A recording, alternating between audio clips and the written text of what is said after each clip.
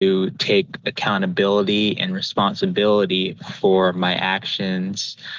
I did drink the pasta sauce out of the cup. I drank so much of it that there wasn't enough for anyone left, and I have never felt more ashamed for the things that I have done. Hi, this is Kanan, and I'm with my friend Gallowglass. Hello, how's it going, y'all? Hey, gang. Hey, gang. And we're going to talk about Star Wars. I kind of want to make this talk about kind of like the metaphysics of Star Wars, and then the running themes that go like into it. Specifically, what my experience with Star Wars is, I'm a big fan of the prequels, and I watch the sequels sometimes. And I've also read a few comics, and I'm actually a really big fan also of the Genndy Tartakovsky sort of adaptation that was leading in to promote Episode 3. What about you?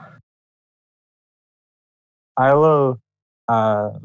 I've seen the prequels so many times. I've watched the prequels probably more than any other movies. But since I was like a little kid, that's what me and my brother and sister used to watch all the time. Those movies. I have a fondness in my heart for those. I am pretty familiar with the original trilogy too, but that I really watched when I was older.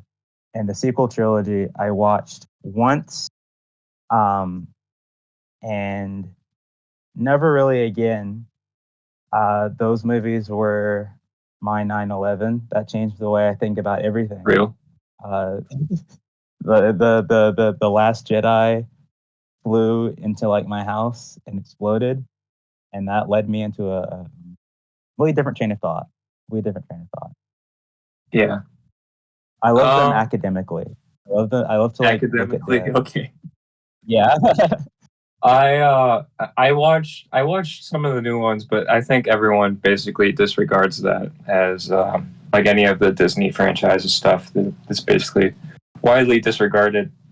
I've seen the whatever the seventh movie was in the trilogy, and it was just kind of a giant remake of New Hope. So I wasn't really impressed.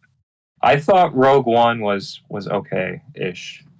Other than that, Rogue One was like just it was okay, but it had nothing going for it in my opinion. Like it didn't want to present anything.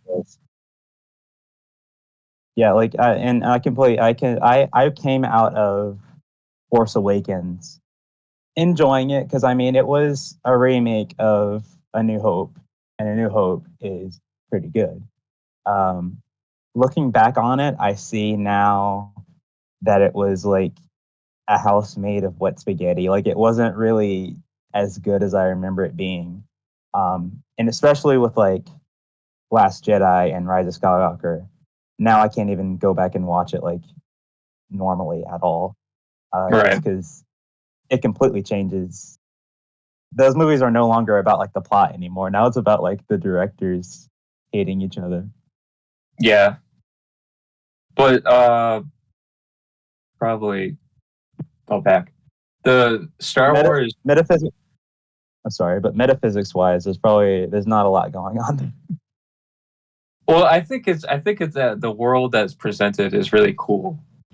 Because I was telling you earlier when we were watching the movies, but the world is basically this big dualism, and the of course people on online are always mixing this up, and they say that you need dark with light or something. But the way that the universe is presented is that like the dark side is just inherently evil. That the force is not like when there's unbalance in the force. That's what the dark side is. So there's there's not this like sort of relativism in the universe where the force needs dark and light. It's just there's good and bad, and there's a heavy amount of dualism inside of it. Yeah, that's a very common misconception of like, oh well, there's no light without darkness, and there's no darkness without light, so both of them are equally valid, and like the balance is like striking about it's like striking like it has to be like 50-50 light and dark. I don't know where that idea in Star Wars got injected into Star Wars, but it's pervasive, and that's what leads people to thinking like, oh, gray Jedi, they accept like both the dark and the light. They try and like synthesize the two. And it's Yeah. like, no.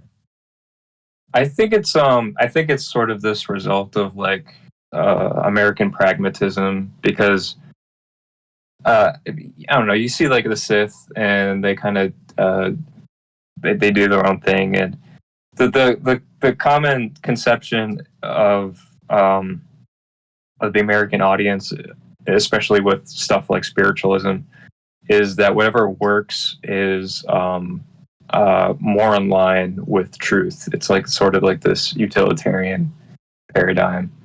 So I think that might be where its influence comes from.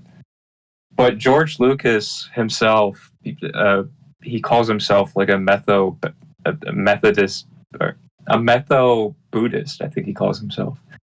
And so he's like, that's basically what Star Wars is. It's basically this culmination of like Eastern philosophy in with sort of 21st century contemporary Christianity. And Yeah, that's and I remember what I said when we were watching it last time, is that I kind of confused it. I was thinking of certain things in Star Wars, like the spiritual elements of it, and like the things like the afterlife, everything like that, more in line of like the Christian perspective. When it all really fell together, once I realized, oh no, it's more like Buddhist influence. Certain things. yeah, this is definitely not like a Christian work. I would say that it's No, maybe it's got Christian themes in it and it's got Buddhist themes, but it's neither really either or. Actually, I would say it's more leaning towards Buddhist themes, but like as a piece of fiction, because I was talking to you that it's sort of once you die, you die. You know, the goal for the Force is basically to achieve nirvana and become one with the Force, and sort of manifest yourself in the Force by becoming like a Force ghost. That's the only way that your soul cannot be like annihilated.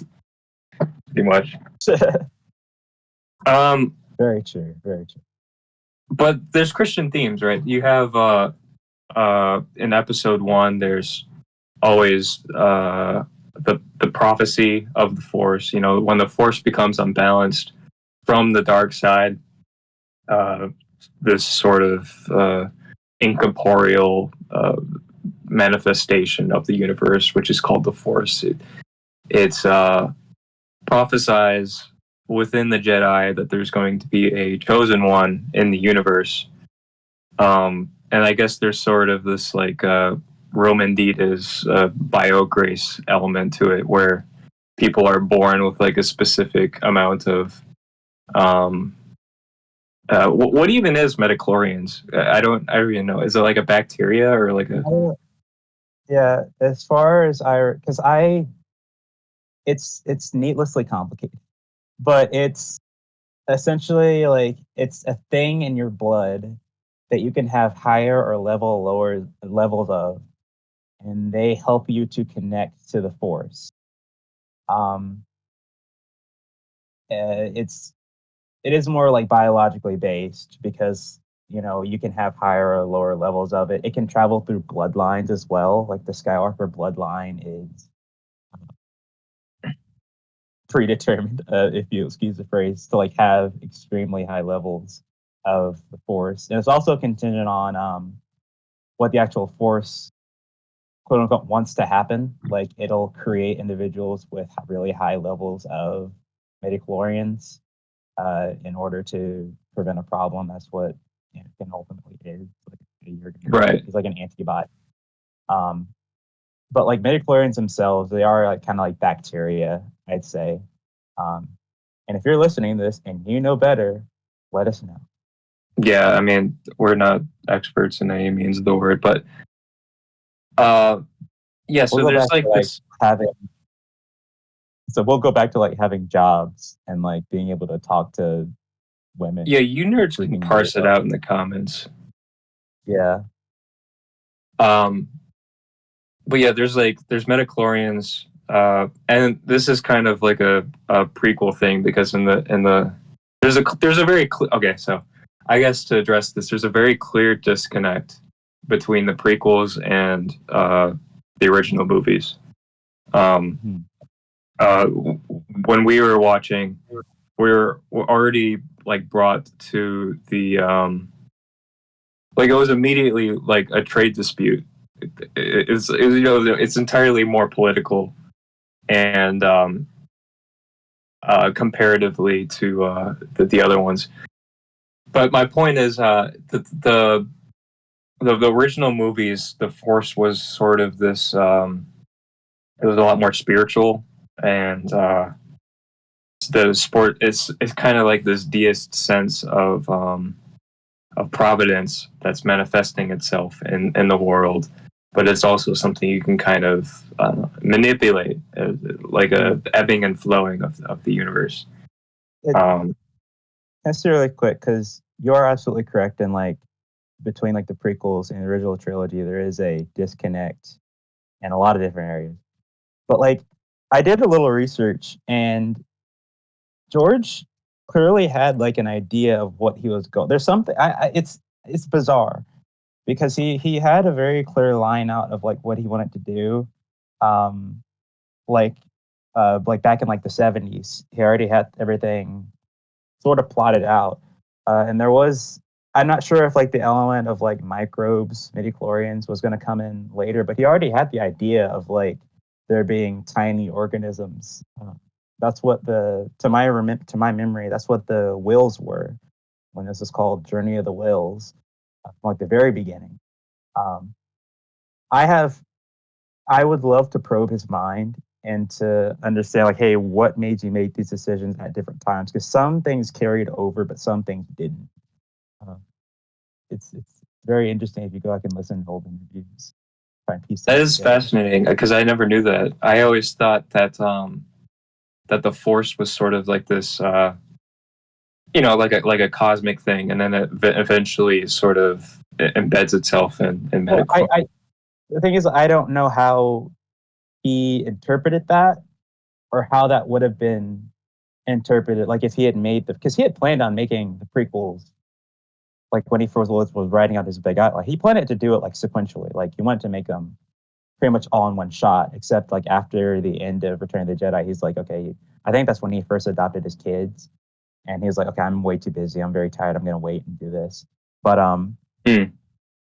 there's clearly some changes happened, but some things stayed really intact. But like for example, like the end, what was Revenge of the Sith?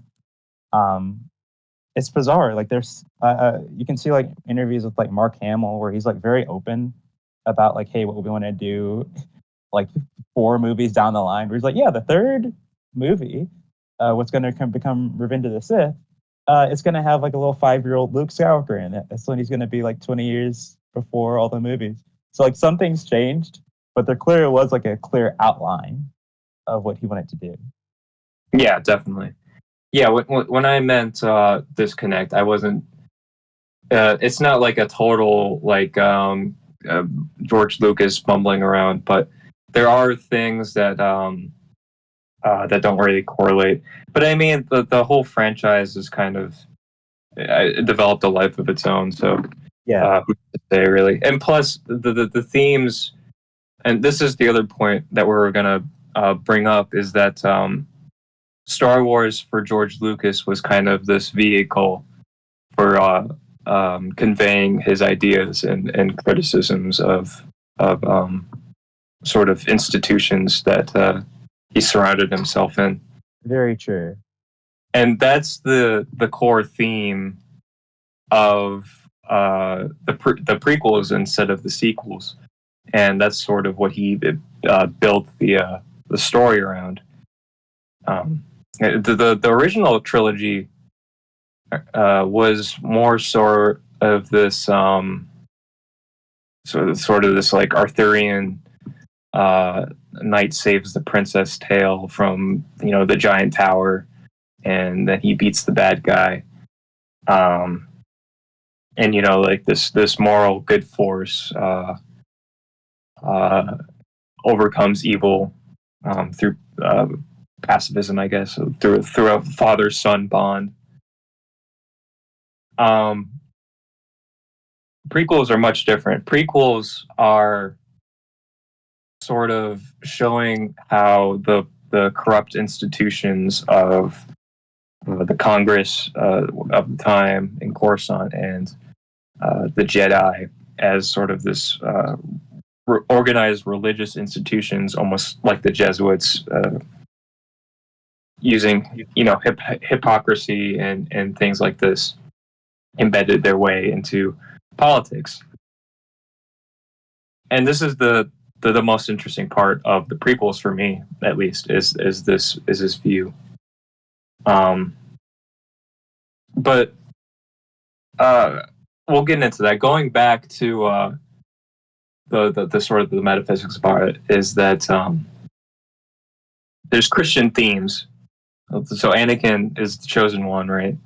And he's born to like he has a virgin birth because I guess, or I guess it's revealed after that's sort of tampering, but it's meant to believe that was the Force sort of creating itself. It's kind of like this Hegelian, like incorporeal God just manifesting, but not realizing it. And then Anakin grows up, right? And Anakin as the chosen one is kind of the Christ-like figure, right? Because he is the one that arbitrates and shows the sort of the hypocrisy and the political landscape of like the Pharisees at the time, which would be the Jedi Order. Yes, that's very true. Because it's interesting, like seeing what he brings out of the Jedi, like the suspicion that they have of him, how he shows, like, even though he has like attachments, they're also showing like, yeah, well, the Jedi are really attached to the Republic, and the Jedi are not perfect either. The Jedi get themselves wrapped up into like this big, needless war that they really shouldn't even be a part of, and they let Anakin be like their champion essentially, and they hate him for it. They hate him. They won't give him the things that he. Pardon me, I lost my ability to speak there. But no, he brings out a lot of like the hypocrisy of the Jedi. Yeah.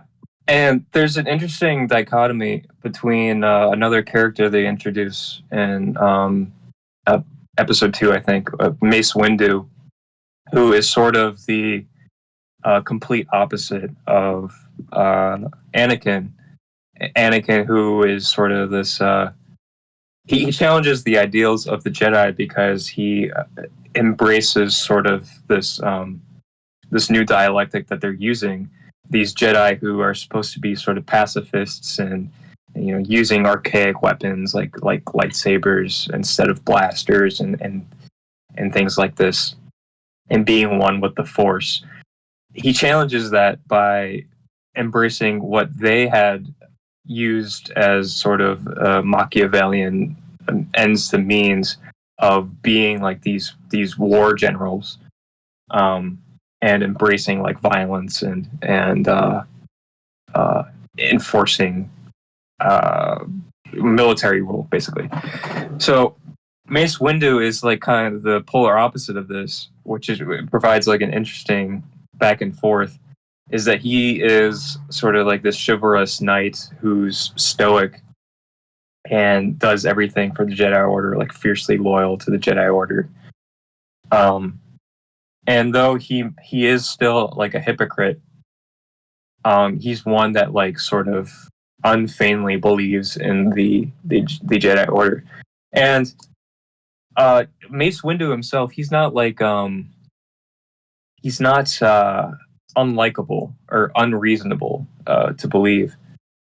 And frequently throughout the movies, they have Mace Windu checking Anakin. But there's a cool little back and forth that they have throughout the whole movie, and I really like that. Yeah, and if you read the Revenge of the Sith novelization, which by the way, folks, if you have not read the Revenge of the Sith novelization, do yourself a favor. That book is way better written than it has any right to be. It is so entertaining. But they also touch on the fact of like the core difference there is that we were talking about it as kind of leaning towards the idea of like the Jedi hat being attached to the Republic. That's really one of Mace Windu's flaws is that his he loves the Republic and the Republic ideals, and he sees that as like the true means of peace over the quote unquote spiritual element of like being in line with the Force. If it came down to it of like, okay, well, we have to be peacekeepers through the Republic versus peacekeepers through like disconnected from the Republic, you know, keeping the Republic in check, which the Jedi really never do. That's what leads them into the political landscape that they're in right now. He chooses the Republic every time. So Right. it's a very interesting ideal of like, I guess the parallel that we would make in our lives is like someone who is really into democracy as an ideal, like American democracy, leading him to compromise on his faith, or rationalizing things based more on his faith, or more on democracy than like political, rather than what God says. Yeah. Yeah, and that's where sort of the hypocrisy comes in, is that they're this religious order, but they're also pulling the strings of Congress, and they're obviously Chancellor Palpatine, or wait, is that his name in the movie? I totally forgot. Chancellor Palpatine?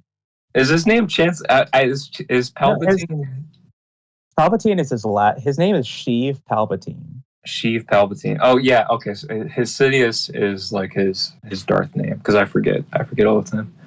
No, it's his name is Sheev Palpatine. He comes from House Palpatine. From Naboo. From Naboo, yeah. Yeah, and he's Darth Sidious. Yeah, so they're fiercely loyal to like Palpatine, and they run the basically they basically are the string pullers of the Republic. So that's where their hypocrisy comes in, and the sort of the opposite end of this dialectic is the Sith, and the Sith, instead of this sort of ascetic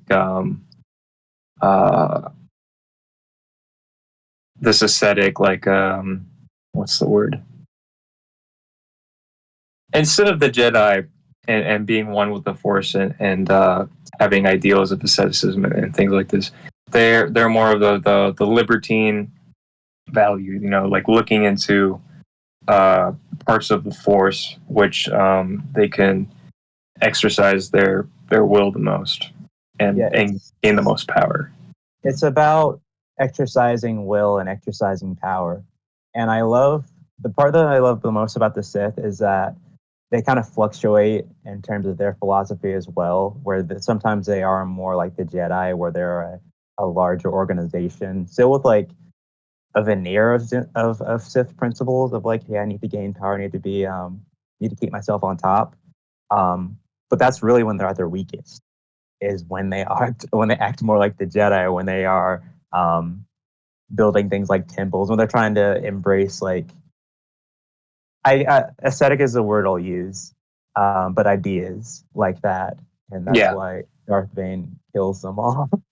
and it turns out like the best Sith of all time come from like constant fear of your life and like wanting to make sure that like you don't get murdered by your apprentice, and just Right. making you're obsessed with like and operating from the shadows and keeping yourself obsessed with like, okay, I need to be at absolute peak at all time, and then one day I'm going to get murdered. Yeah. And this whole system is sort of like this. First of all, the Sith have a code. It's very sort of like French libertine in its values. Yeah. It's do whatever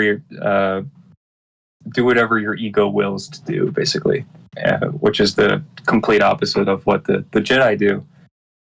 And let's read out the Sith code real quick. Okay. I have it pulled up. You have it pulled up? Yeah, read it out for me. For the folks at home who may not know, as soon as the page loads, I'm going to leave this to you.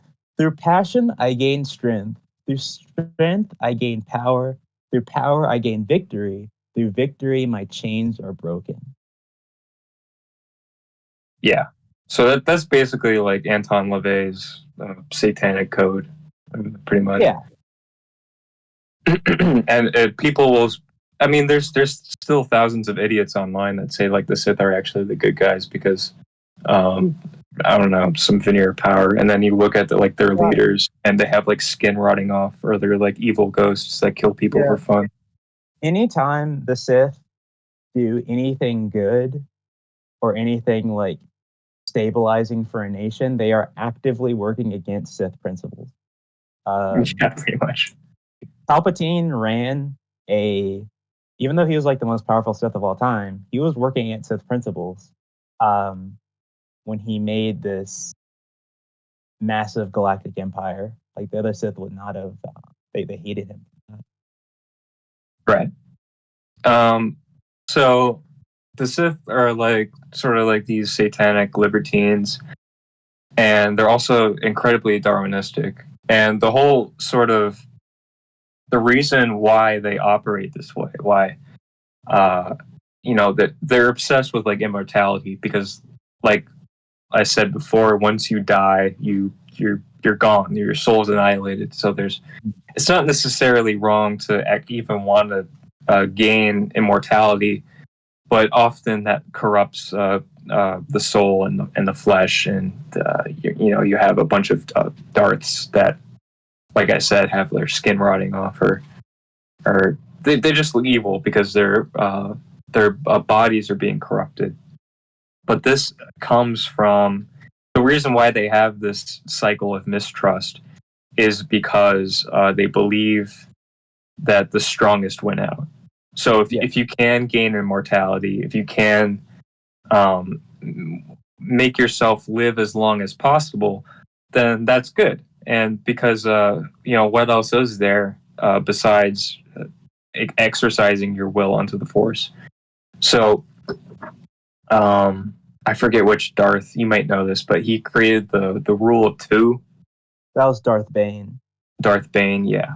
Bane made the rule of two, and this is sort of his system where he can have the strongest living beings on Earth as emperors of the universe.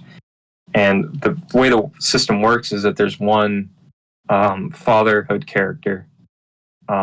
It's sort of like a Zeus Kronos theme, is that the son has to overpower the father. Yeah. If you're a Sith, you are inevitably going to be murdered. Yeah, pretty much.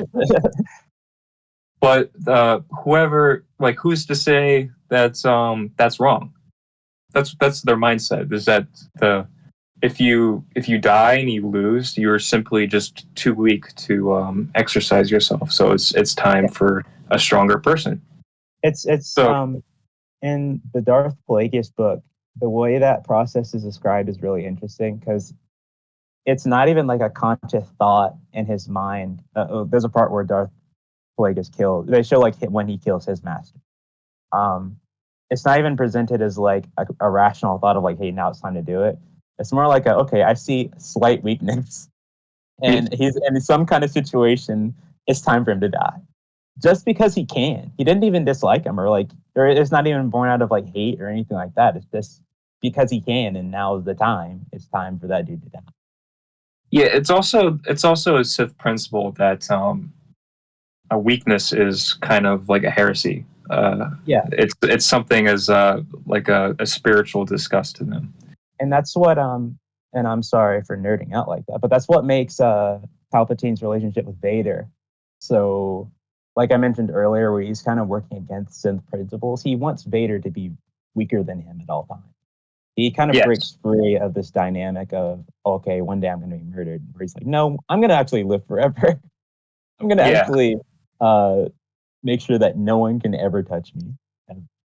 But in Sith principles, who's to say that like even breaking the rule of two is wrong? Because sure, it created Sidious, and Sidious is the most powerful Darth probably of all time, and he doesn't use the rule of two. He's like you said, he's breaking it to make his son figure weaker.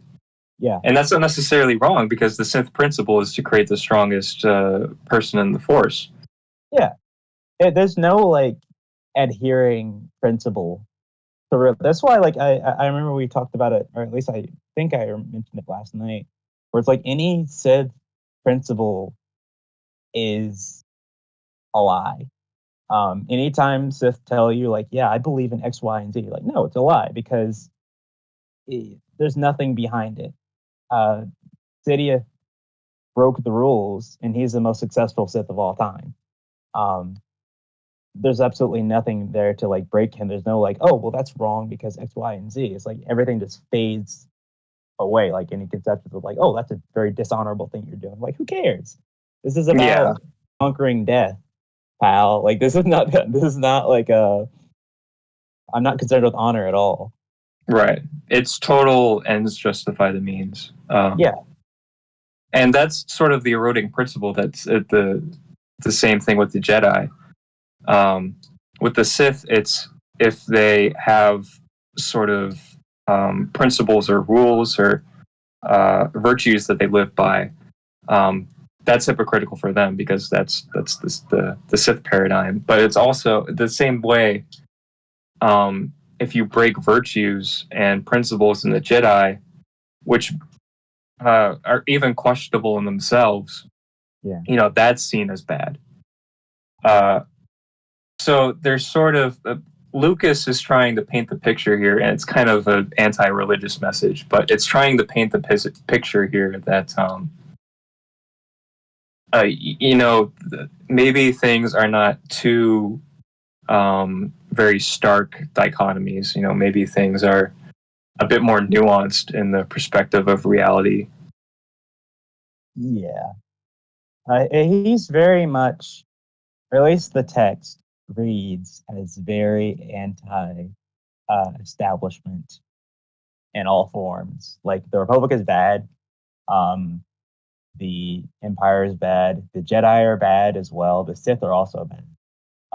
He doesn't have very high opinion institutions.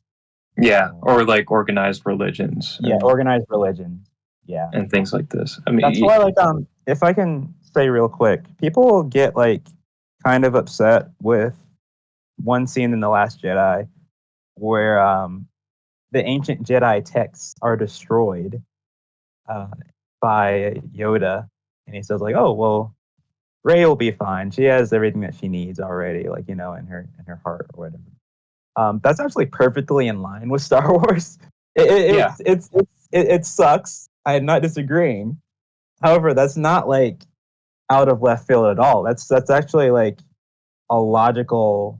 That's the right move in terms of like if you're looking at it with like within the universe. Because like, what did the Jedi have to teach? Exactly. And it's pardon me, but like it's a it's almost like, you know, the straw man of like the Baptist who says like, oh, who are the church fathers? What did they do? Yeah. It's that. Uh, there's really nothing that like the Jedi have to offer in universe anymore. Yeah, and that's sort of Lucas's message. That's the whole Skywalker's timeline. Yeah. Is that there's the chosen one, and that's Anakin Skywalker. He's sort of breaking these institutions and social paradigms that people believe in, and then he gets corrupted and falls to the dark side, and everyone thinks that the Force is lost and everything else. But there's a behind the scenes thing of Anakin even questioning this, and Lucas tells him, the actor, not Hayden Christensen, not like the actual. Yeah, I was gonna say. Yeah, so Hayden. Okay, sorry. So Hayden Christensen is what kind of deleted scene is this? No, the Hayden Christensen. He's like asking George Lucas. He's like, "Is Anakin like gone? Is the universe just waiting for Luke Skywalker?" And George Lucas is like, "No, the chosen one is still Anakin because at the end of the movie he's redeemed." Yeah. So sort of in this kind of ironic twist of the rule of two, the Force works that Anakin has a son named Luke. Luke is another Christian name, another typification of Christ coming in.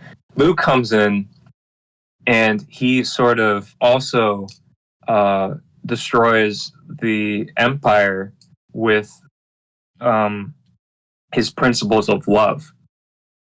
And there's a scene at the very end where he has this opportunity to strike revenge at Sidious and Darth Vader, but he doesn't choose it. He doesn't like pounce on it, and that's sort of paralleling what Anakin did when he killed Mace Windu.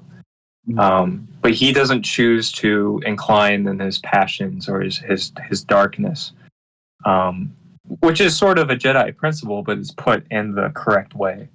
Right. And so doing this, it finally awakens Darth Vader as the chosen one, and he repents.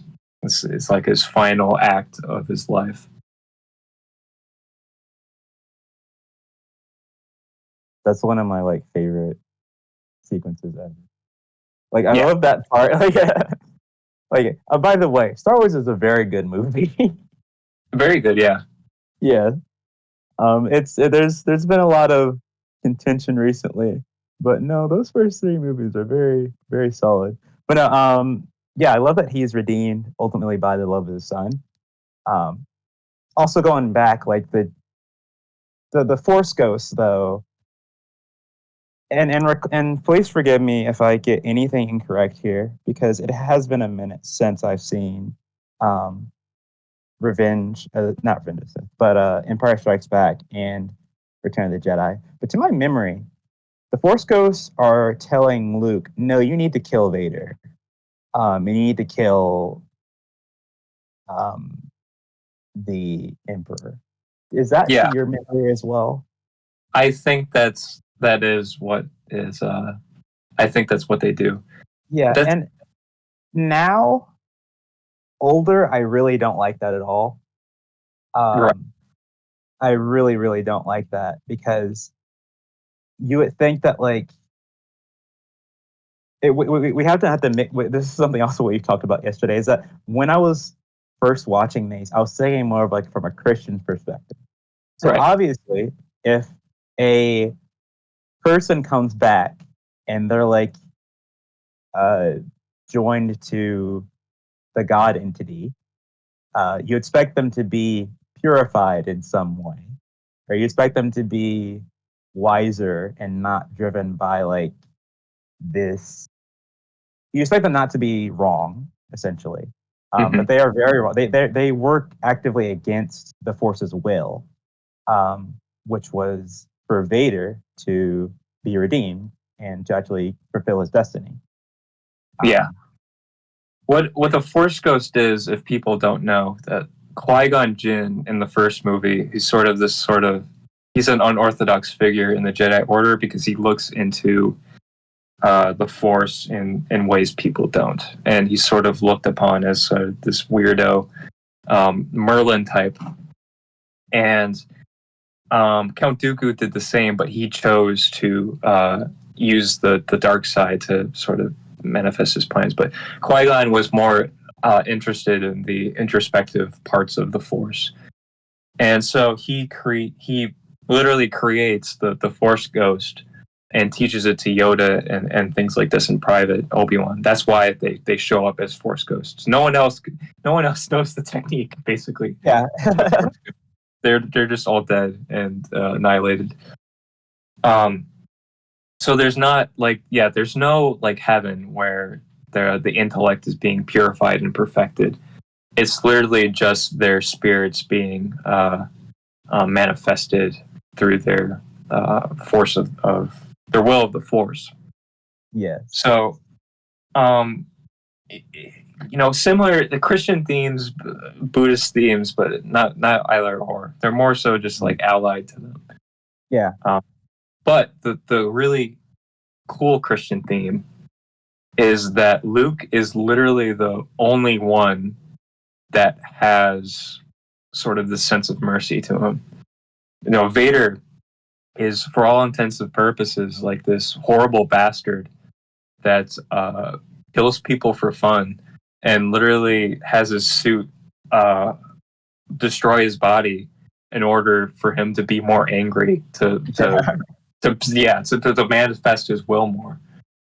And still, while he's doing this in his most private moments, where Vader is trying to entice him to give over to his passions, he doesn't have like an ounce of hatred for Vader.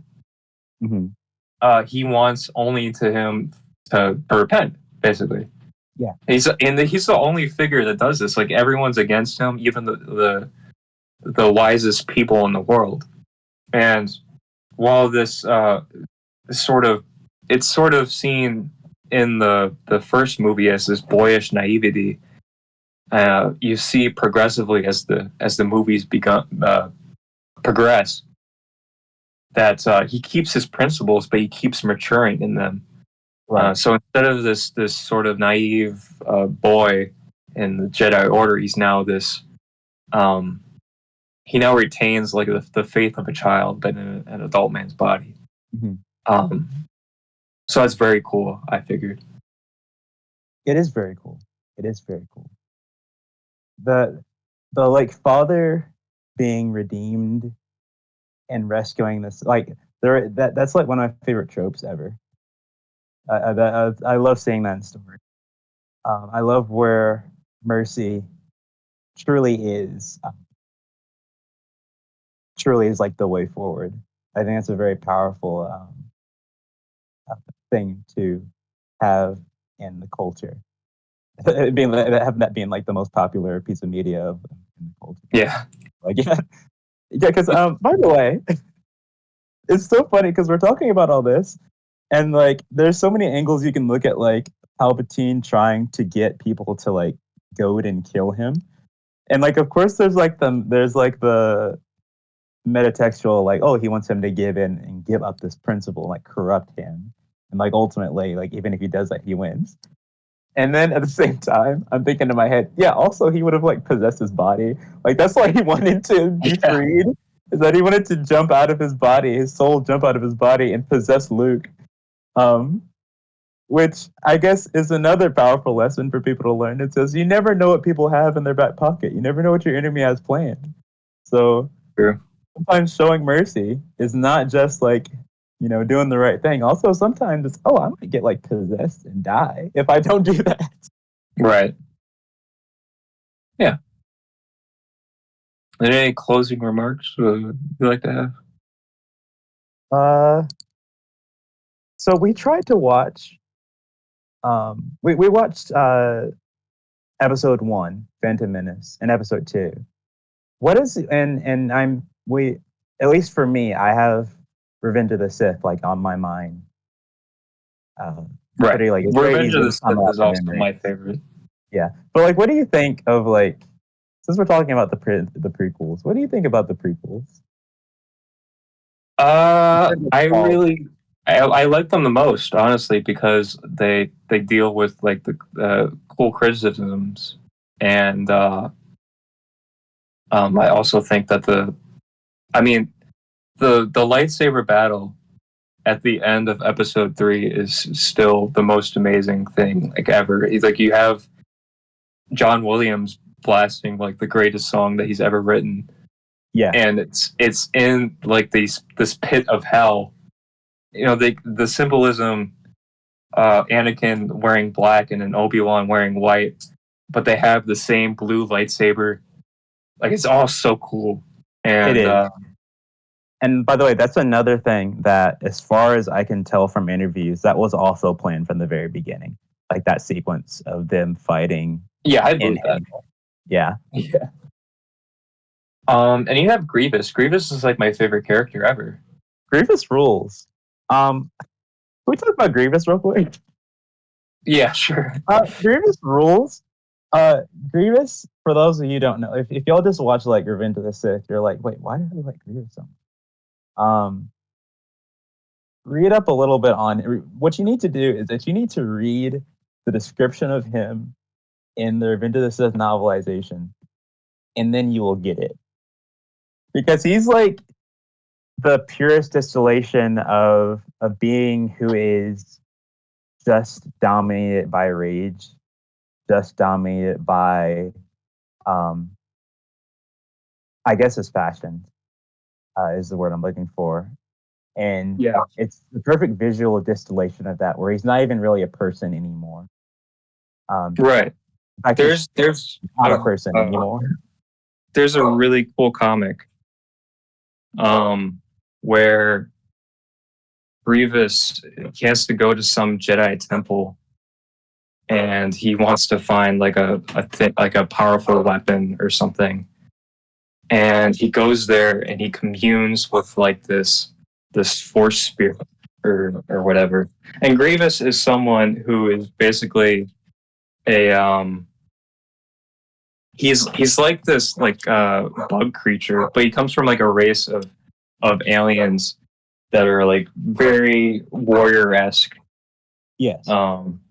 Yeah, and they have like sort of Arab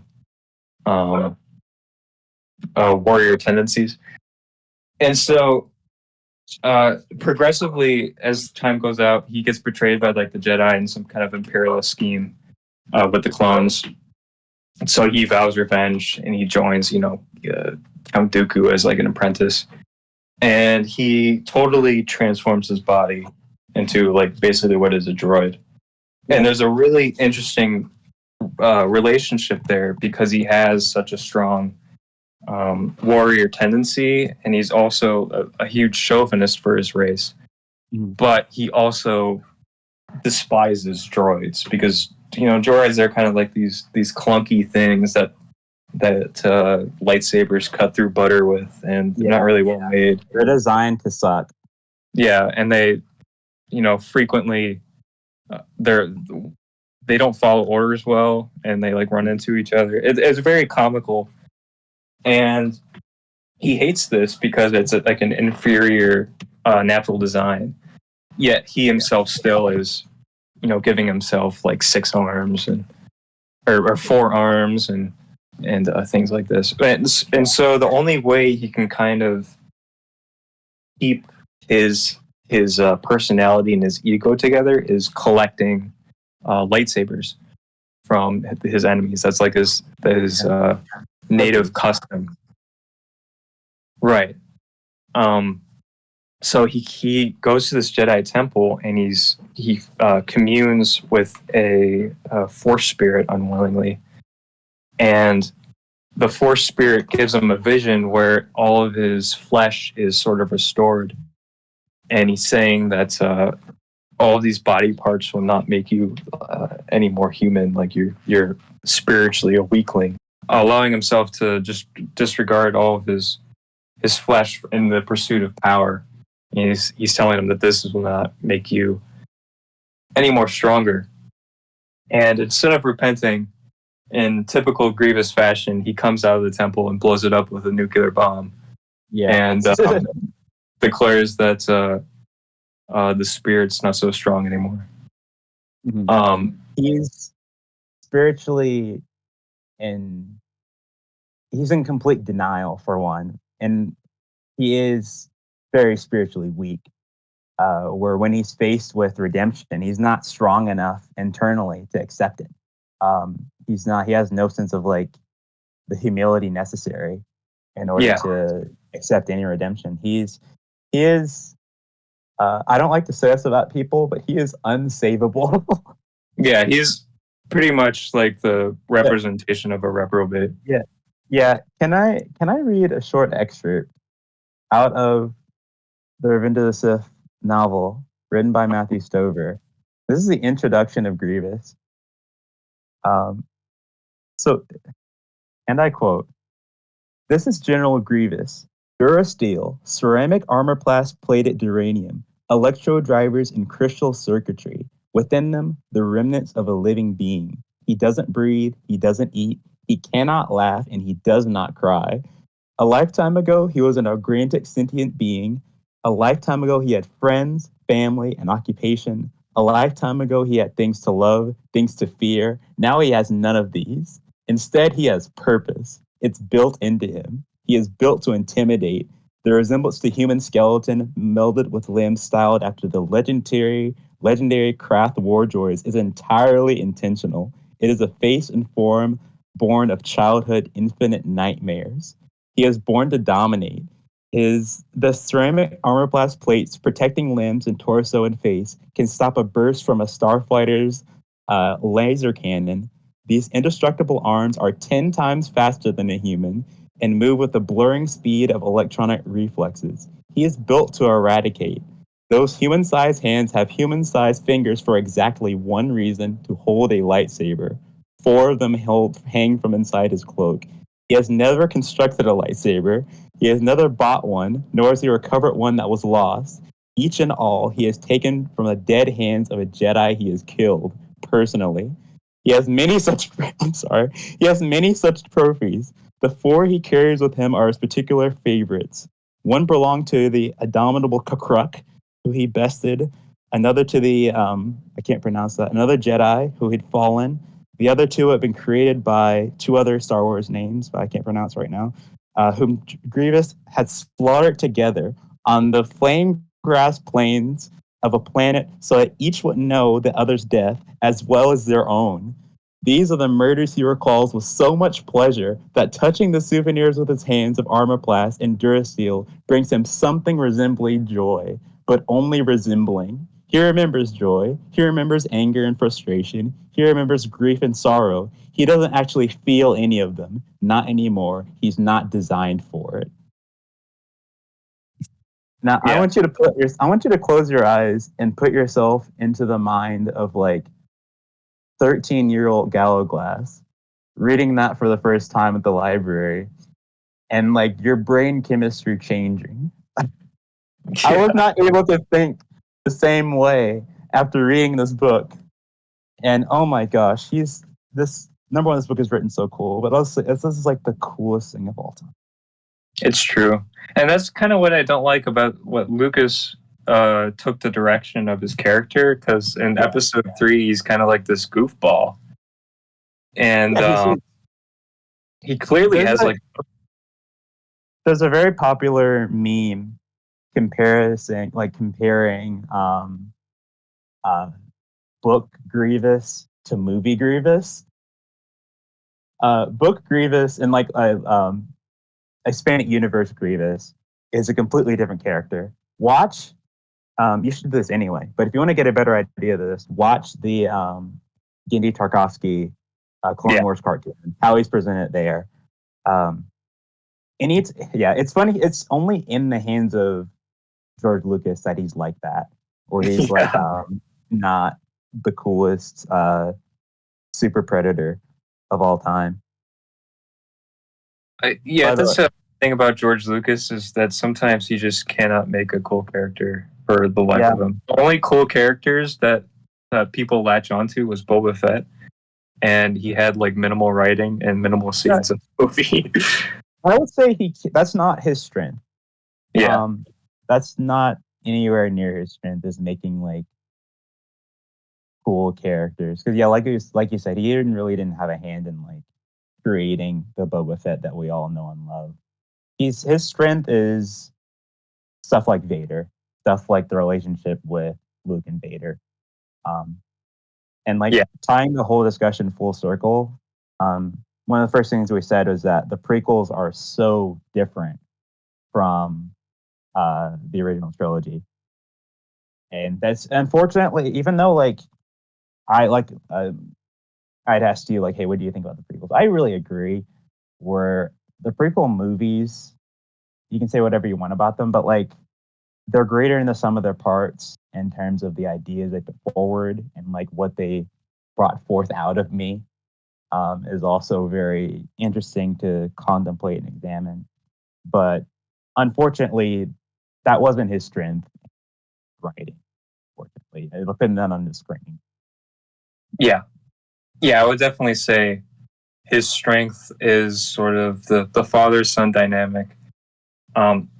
Lucas had a vision, right? And I guess I'll close out with this. He had a vision from start to finish of what he wanted to present the movie with, the themes that goes into it, and he builds sort of all this fantastical imagination around a center point of this concept that, despite any institutions, despite any religion, and despite anything that you're sort of accustomed to, that sort of this sense of love always prevails, and it's typified through fathers and sons, and a passing on of a lineage together, and it's a good ending. There's a good ending to Star Wars, despite what people might believe with the extra movies. Yeah, and I really want to look into the alternate universe where he didn't get tired and didn't adopt his kid right at the end of Return of the Jedi, and he kept on making the movies. Right. So at least we could have got like his touch. I would have loved to see what he would do with a sequel trilogy. Like, forgetting Disney, like I don't really care about, but like I would have loved to see how he continued the theme in the future. Yeah. Okay. Thank you, Gallow, for joining me. Can I say real quick? Oh yeah, folks, if you feel led to read anything or to watch the movies, keep in mind we've been watching this since we were children. So your experience of reading these books may be a little bit different than ours. We were telling a friend. I was talking to a friend. He was like, "Gallo, you interpret these books so like differently. What books do I read in order to get this interpretation?"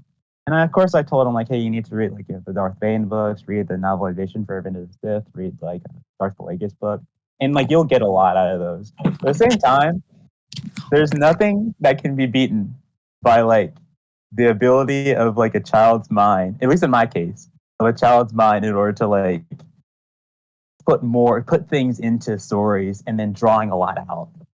Right. If that makes sense. Yeah, and that's something that I think Lucas captured in every child's brain, is sort of that wonderment and excitement of new worlds and freaky aliens and things to interact with. Sort of like a childhood like fascination with like a bug under a rock. Childhood fascination of like an angry, evil robot who can't feel fear. It's so true. All right, thank you, Gallo, for this discussion. This was fun. It was very fun. Very fun.